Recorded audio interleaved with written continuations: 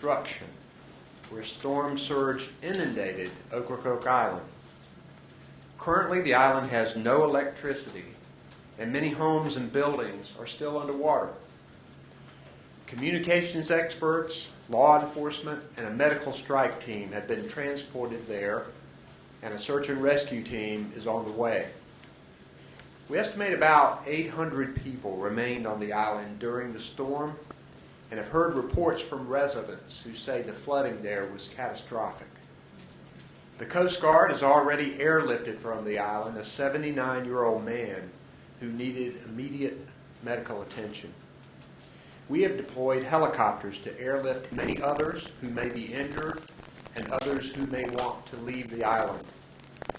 A shelter in Washington County is open to accommodate people from Ocracoke who may need a place to go. Helicopters will airlift food and water there. We also know that Hatteras and other parts of the Outer Banks have received damage and are without power at this time. Meanwhile, conditions are returning to normal in the southeastern part of the state. We're thankful not to have reports of serious injuries or death since the storm arrived. Many of the shelters have closed, and some local authorities are lifting their evacuation orders. We ask that you check your local government's website or social media channels for instructions on re-entry if you evacuated. Still, there's a lot to do. Currently, we have more than 135,000 power outages and more than 81 road closures from flooding or debris. Secretary Trogdon will provide specifics on the road closures. If you must drive, be alert for downed trees and power lines. Don't drive on roads covered with water, and of course, don't drive around barricades. I'm truly grateful for everyone who helped to make preparations for this hurricane. I also appreciate our first responders, some of whom are in the field doing their jobs as we speak. We also appreciate the work of Duke Energy, Dominion, Electricities, and the North Carolina co-ops for working hard to get the power back on. I want everyone to know that they can stay informed still with readync.org for emergency information, drivenc.gov for road conditions, and if you want to think about donating your time or your money, you can go to nc.gov/donate. I have with me today Emergency Management Director Mike Sprayberry. Also have Public Safety Secretary Eric Hooks, Transportation Secretary Jim Trogdon, Health and Human Services Secretary Mandy Cohen, North Carolina National Guard General Jim Ernst, State Highway Patrol Commander Colonel Glenn McNeil, our FEMA Federal Coordinating Officer Libby Turner, who traveled with me today to Wilmington to meet with the people there, Katie Webster, our meteorologist, Commander Matt Moyer of the U.S. Coast Guard, and we appreciated their help during this operation. And we also have Lee Williamson, who is our interpreter for the hard of hearing. First, I want to call on Mike Sprayberry for a report. Mike. Thank you, Governor. Good afternoon, everyone. The State Emergency Operations Center remains activated at a level 1, which is with all of our partners. As the Governor mentioned, Ocracoke Island did experience significant storm surge, and we're working with our National Guard partners to help those folks get better and provide them with the support that they need. Our swiftwater rescue teams continue to perform wide area searches in areas where weather permits. We've identified possible locations for our mass feeding kitchens, and we're prepared to execute that mission as soon as it's safe to do so, and we have identified a need. Our post-storm preliminary damage assessment plan is in place and will be initiated tomorrow. Concurrently, we have begun to demobilize unneeded response resources. Our utility partners continue to execute restoration operations in eastern North Carolina. The resident population in our shelters have begun to decline as the storm exits the state, although we do remain operational. In closing, let me thank our media partners for keeping our residents and visitors informed throughout this event. Thank you very much. Thank you, Governor. I'll call on North Carolina Department of Transportation Secretary Jim Trogdon to talk about our road conditions. Thank you, Governor. As of 2 p.m. this afternoon, all interstates are still open.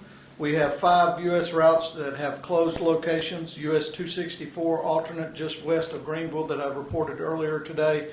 Also US 264 near Belhaven, US 117 College Road in Wilmington, US 70 near the town of Beaufort, all due to high water, and then US 15 near Laurinburg due to downed trees and power lines. We have 9 locations of North Carolina primary routes closed. 4 of those are on NC 12 in the vicinity of the town of Beaufort, Ocracoke, Frisco, and Southern Shores, as well as NC 133 in Brunswick County, NC 132 in New Hanover County, all due to high water, and NC 304 in Pamlico, NC 118 and NC 43 in Pitt County, each from downed trees. The initial report I received this morning on the bridge damaged on NC 12, there was a bridge damaged in Ocracoke Village, but it was not on NC 12. It was on a secondary road leading to NC 12.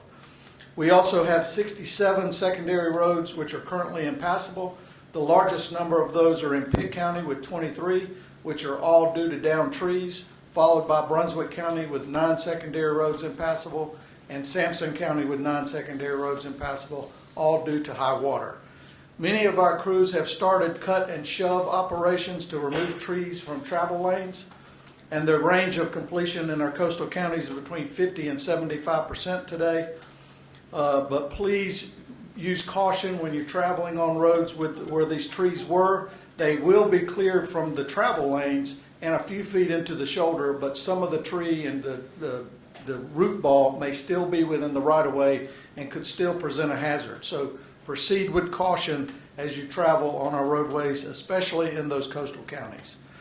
We are working hard and planning to start ferry operations back up tomorrow morning, somewhere around 8 o'clock or later. The schedules may be variable and they will be posted by the end of today on our NC Ferry website. Thank you. We'll now have a report from Major General Jim Ernst of the North Carolina National Guard. Thank you, Governor, for the opportunity to speak about your National Guard, or our National Guard. During this event, we've had about 521 soldiers that have been mobilized. Those soldiers have been predominantly stationed in 10 locations across our state, with the majority being in the eastern part of the state. Those soldiers brought with them 181 vehicles, 84 of them being from the LMTV family.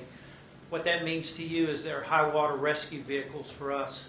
These soldiers have worked for the last 2 days performing deliveries of commodities and supplies, movement of swift water rescue teams, and EMT escorts across the eastern portion of the state. Today we've been involved, once the storm moved out, in 6 air aviation missions across the barrier islands, predominantly in the Ocracoke area. We've done an aerial recon and a damage assessment of Ocracoke Island. We've had a mission to deliver communications equipment and a communications team. We had a mission to deliver an infrastructure assessment team to Ocracoke Island, and 2 missions to deliver a medical response team of 11 personnel. And finally, we have a mission that is underway now to deliver a large contingent of urban search and rescue personnel. It's been an honor for us to participate and serve the citizens of our state. Thank you, Governor. We'll entertain questions for anybody on the podium.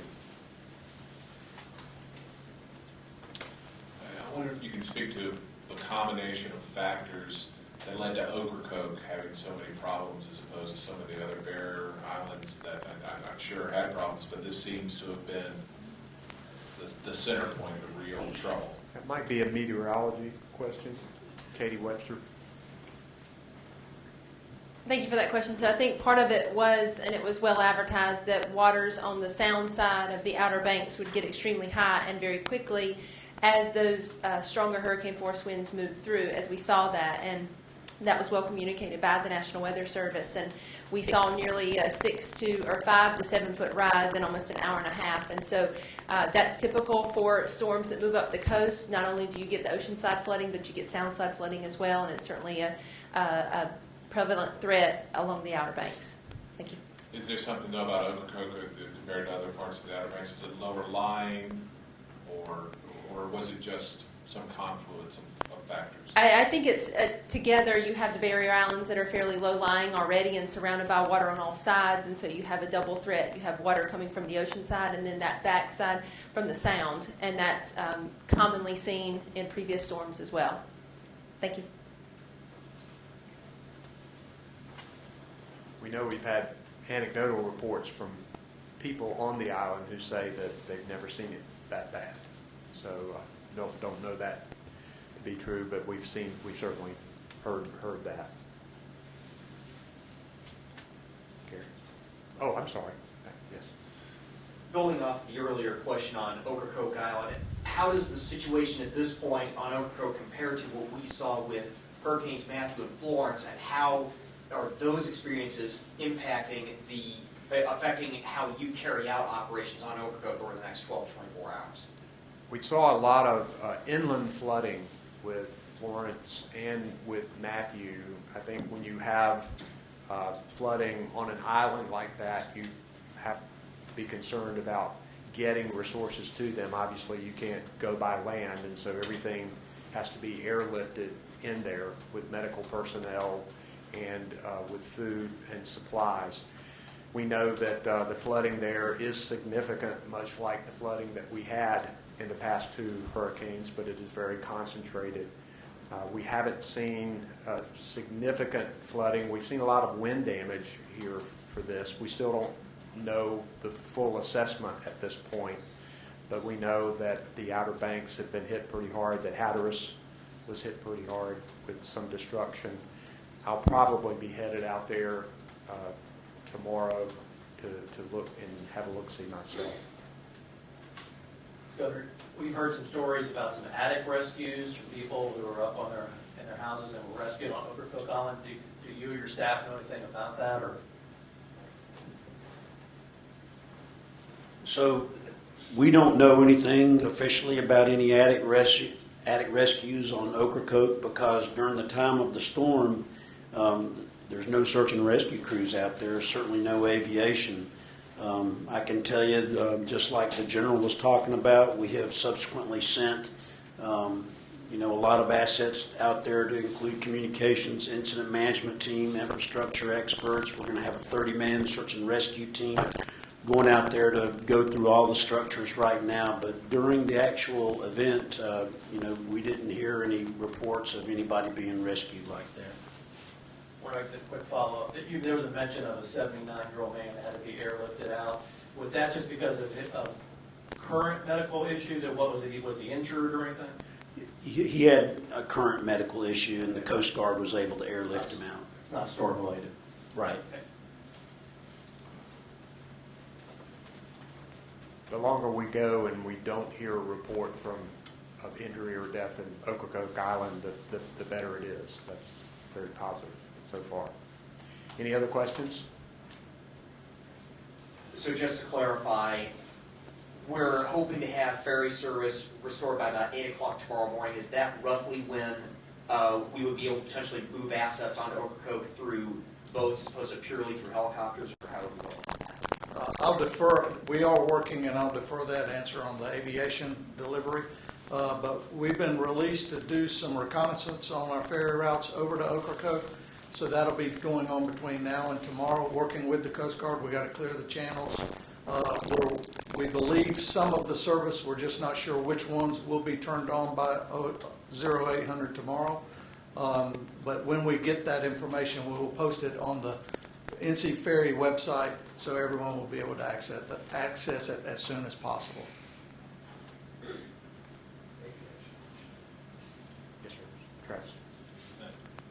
When we talk about channels, is it too early to ask whether or not we've seen any channels close or change due to sand movement? Do we know if anything on the face of the coast looks particularly different? Commander Moyer, do you have any comment on that? You guys have been looking at the ports. Yes, sir, Governor. Thank you, Governor. All I could say is we've flown multiple sorties throughout the day using our H-60 aircraft. From what we've seen from the air, and again, that's just an aerial assessment, the coastline and everything looks pretty good overall considering the nature of this storm. However, it's going to take additional surveys and other equipment to consider whether or not there's any true damage. But right now, it does look good, at least from that aerial perspective. Thank you, Governor.